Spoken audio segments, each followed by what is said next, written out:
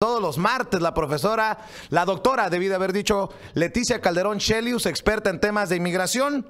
Mire lo que promueve, lo que circula en redes sociales José Antonio Meade. Conoce a Meade, es una campaña que ha lanzado José Antonio Meade.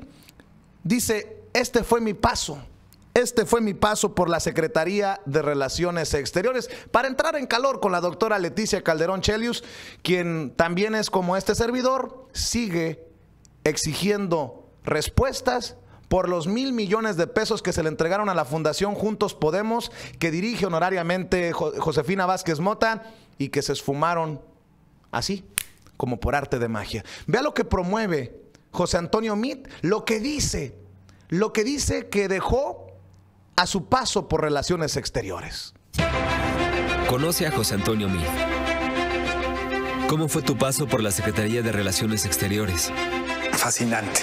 En un momento en donde México veía al mundo y encontraba en él la capacidad de generar consensos, de abrir sectores, y eso permitía el que México se viera en el mundo como un país de oportunidades, como un país joven, como un país con una gran potencia hacia adelante. No hay una sola discusión global, una sola discusión importante que se pueda tener si México no está en la mesa. José Antonio Meade. Doctora Leticia Calderón Shelius, le mando un abrazo, bienvenida, buenos días, pero ninguna mención en su Conoce a Meade de su paso por Relaciones Exteriores, ni de los migrantes, ni de los mexicanos que hacen rico también a México desde el exterior, ni de los migrantes y su defensa, nada, no formamos parte de su paso por Relaciones Exteriores. ¿Cómo está, doctora? Buenos días, Vicente. Pues ya te oí que estás aquí censurando cosas que son censurables y te felicito. Pero no me detengo ahí. Tienes toda la razón, porque yo creo que el candidato del PRI quiere ser más bien candidato de Suiza o de un país así, porque habla de un país que no reconocemos ni en el discurso y mucho menos en, digamos, los últimos años cuando él fue justamente secretario de Relaciones Exteriores. O sea, hay como que una cosa donde él habla de una serie de resultados que, bueno, ciertamente en el número, y como también suelen hacer maquillaje de algunas cosas, pues a lo mejor lo tienen en sus informes, pero en la vida cotidiana lo que estamos experimentando no es eso.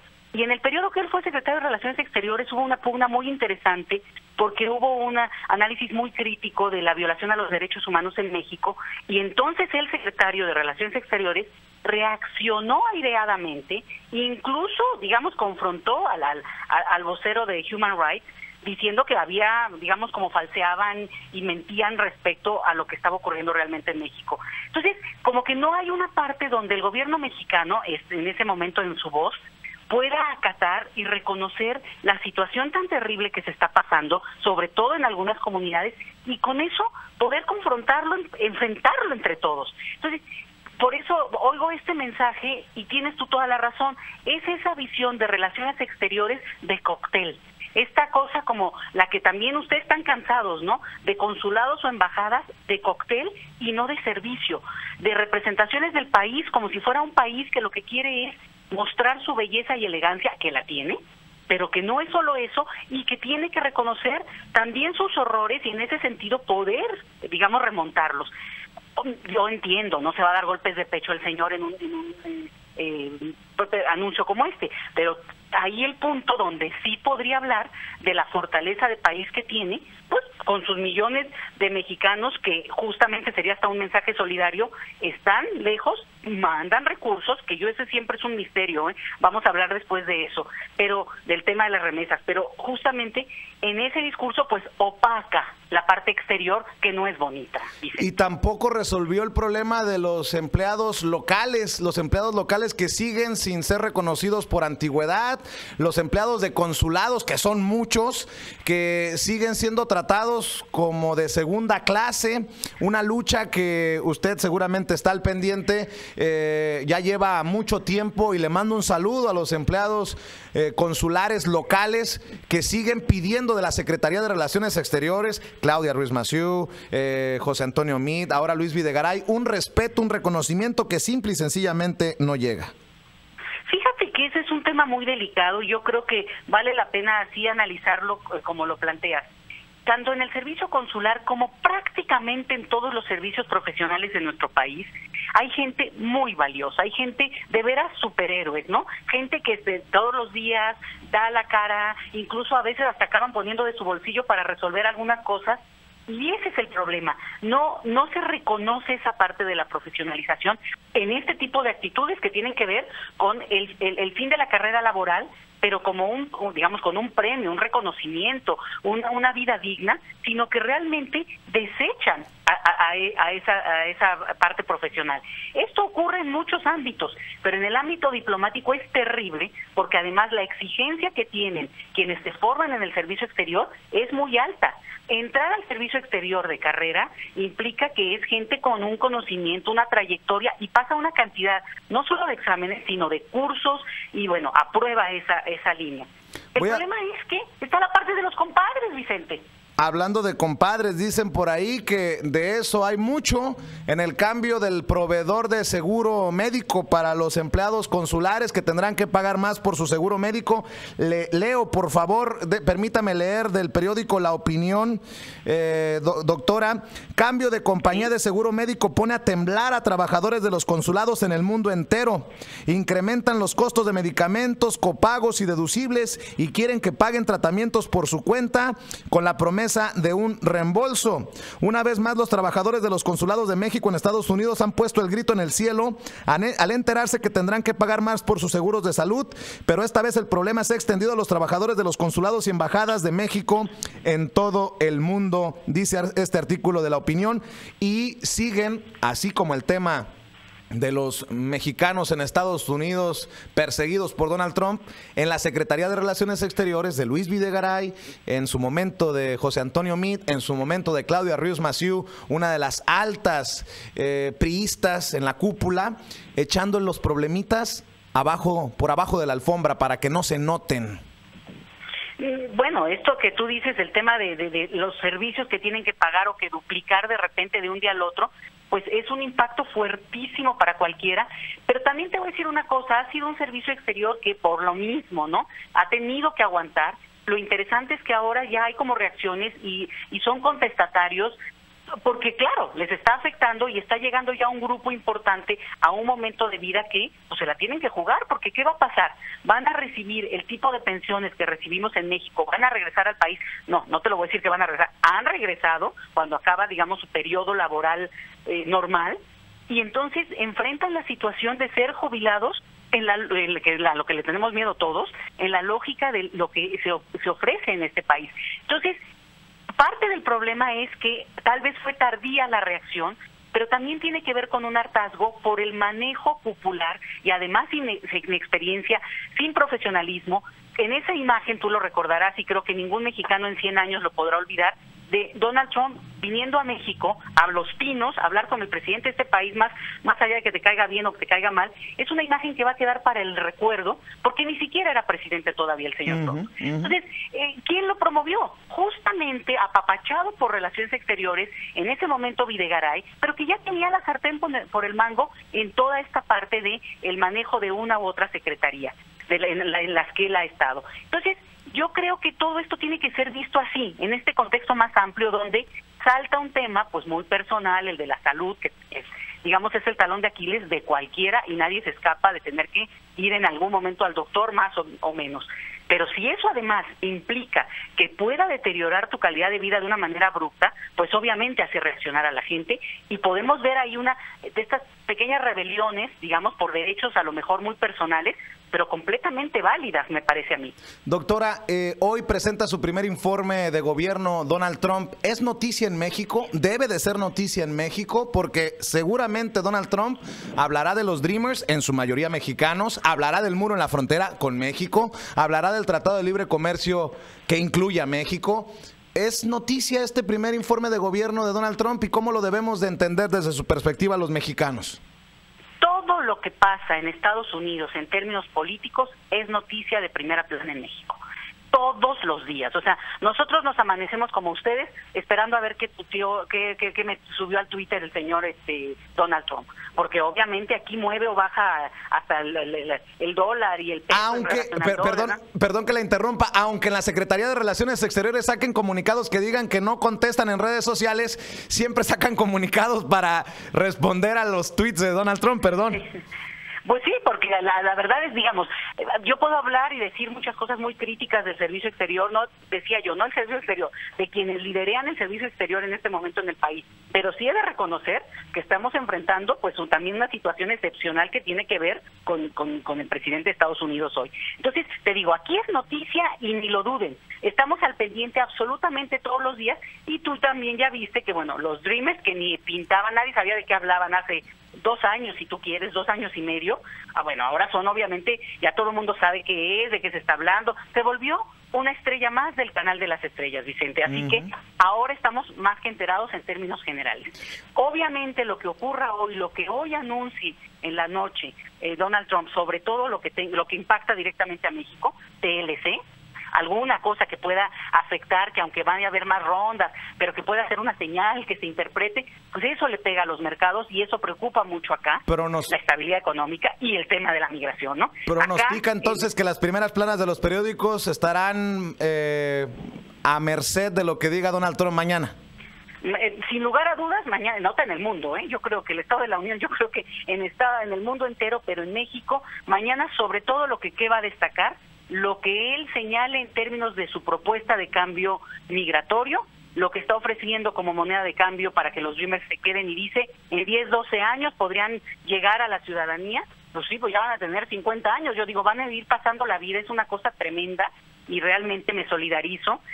Y el otro punto es el cambio que puede ser muy profundo, por lo menos ya lo puso en el mapa hasta mental de ese país, Vicente, que es cambiar el tipo de proyecto migratorio que han tenido 2 siglos en Estados Unidos y que tiene que ver con la reunificación familiar, la parte humanitaria, solidaria, de reconocer, y además de este discurso que ha vendido Estados Unidos como parte de su historia, de que pues como son tan buenos, pues todo el mundo quiere estar allá, ¿no? Claro. Entonces, en ese discurso, el cambio ahora es, no, vamos a hacer una política migratoria más fuerte, más individualizada. Y podemos criticar mucho eso, Vicente, pero esa es la política migratoria de Canadá, y esa es la política migratoria de México. Entonces, ahí hay un punto que nos pone a nosotros en una situación muy difícil, porque podemos criticar mucho a Donald Trump, a la política migratoria dura, pero de repente uno se voltea a ver acá y dice, ¿con qué cara hablo? Si esta política migratoria y este ejercicio de los derechos en todos los sentidos de como país de migración, pues tan es así que la gente no se quiere regresar, ¿no? Entonces, nos vuelve también muy frágiles por eso mismo. El discurso es muy fuerte, ofrece a sus bases un cambio muy duro en términos migratorios, pero nada que no esté ocurriendo en otras partes del mundo, y por eso tiene cierta viabilidad y por eso nos preocupa tanto y será nota de primera plana, no lo dudes. Y por eso esconden como la avestruz la cabeza en la arena de Enrique Peña Nieto para abajo, porque no hay autoridad moral, no tienen cara para criticar lo que precisamente, dice usted, se está haciendo en México. Estoy de acuerdo. Oiga, doctora, 2 temas para terminar y dejarla ir a sus ocupaciones diarias y agradecerle su tiempo como todos los martes aquí en Sin Censura. Ayer, Ricardo, rescátame por favor los dichos de Diego Fernández de Ceballos. Reapareció Salinas, reapareció el jefe Diego, y yo pregunto, doctora, ¿quién carambas le diría a Fernández de Ceballos, al jefe Diego, que tiene autoridad moral para decir estas cosas? Ya no digo de Andrés Manuel López Obrador, de cualquiera. O sea, ¿quién? ¿En qué momento? Y aparte, ya salió el peine. El aspirante presidencial Ricardo Anaya agradeció los elogios de Diego Fernández de Ceballos, quien lo definió como un hombre de verdad excepcional, y dijo que sería un honor que se incorporara a su campaña. Yo le agradezco muchísimo a Diego Fernández de Ceballos sus comentarios, sus opiniones. Él fue candidato presidencial del PAN, le tengo mucho reconocimiento, afecto, y le agradezco mucho sus comentarios, expresó Anaya sobre lo que dijo el panista en entrevista con el semanario Proceso. Esta fue parte de las declaraciones de Diego Fernández de Ceballos a Proceso, y ya me comenta usted de estas declaraciones. Escuchemos y veamos primero. Es el mismo de siempre, está agazapado. es un falsario.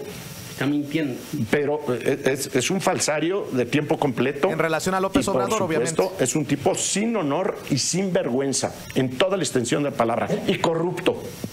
Lo que pasa, mañoso, que le juega al pobrecito. ¿Por qué? ¿Por qué corrupto? Porque todo su comportamiento es de estafa. Puede estar nada más con un elemento, te digo. Si todos los que forman parte de la mafia son bienvenidos con tal de que se le entreguen a él, es un acto de corrupción política, de engaño público inmenso. No tenemos precedentes así. Este señor igual condena con la ira de Dios, que perdona con la bondad de Dios.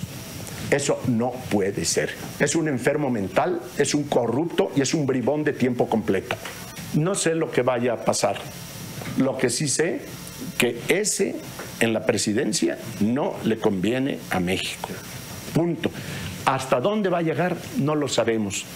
El ser humano termina por ser muchas veces impredecible en su comportamiento futuro, pero toda su trayectoria nos lleva a una conclusión. No es un hombre de honor, no es un demócrata. Es autoritario, es intolerante, es lépero. Es alguien que ha venido cultivando todo su proyecto político en función de la división de los mexicanos entre buenos y malvados. ¿Quiénes son los malvados? Los que no están conmigo. ¿Quiénes son los buenos? Los de buena voluntad, los que se pliegan a mi capricho. Eso no puede ser honorable. Punto. Las instituciones no son capaces de resistir. No lo sé. No lo sé. Hay mucha cobardía también en los demás poderes. Hay mucho de conveniencia y de acomodo. Entonces, ¿lo van a resistir en sus brutalidades, en sus abusos, en sus atropellos? ¿Quién sabe? ¿Usted se podría aliar con López Obrador? Depende para qué. Obviamente jamás voy a aceptarlo yo como el presidente de México que merece México. Esas Jamás. declaraciones son fuertes, preocupantes y para analizar, doctora, ¿qué opinión le deja a usted esto que dice Diego Fernández de Ceballos? Yo lo pongo como reaparecen los dinosaurios, reapareció Salinas, reapareció el jefe Diego, porque pareciera que ya se inició la guerra sucia y no estoy defendiendo a López Obrador. ¿Qué piensa usted? Sí, yo creo que no se trata de defender a uno al otro, porque la verdad cada uno tendrá lo que guardar bajo el brazo, ¿no? Pero lo que es muy interesante lo que dice este hombre, porque está hablando y no sabe uno si está, tú me dijiste luego, está hablando de López Obrador, ¿no? Pero si no, podrías decir, pues, estará hablando de Fox, luego dije, no, pues está describiendo a Calderón, ¿no? O se está describiendo a sí mismo. Estaría acordando de Salinas. Bueno, o también, porque recordarás que hubo un momento en que se pensaba que él había ganado, o era el potencial ganador de la elección, digo, hace ya muchos años, y de repente se retiró. Y si algo queda claro en este momento, digo, más allá, te digo, no se trata de andar hablando a favor de uno o el otro, porque francamente yo ahí sí no me pongo, pero el punto interesante es que el discurso de Fernández de Ceballos es, digamos, confirma lo que mucho tiempo ha dicho López Obrador sobre la famosa que él describe como mafia del poder, donde efectivamente él ha pactado, y digo, eso ya es sabido, ya es parte pública, el mismo dicho, con el PRI durante mucho tiempo, con tal de tener una opción, pues más, si tú quieres, de izquierda, bueno, izquierda a la mexicana, porque también eso estaría por discutirse. Pero entonces, que lo diga ahora él dice, nunca lo voy a reconocer.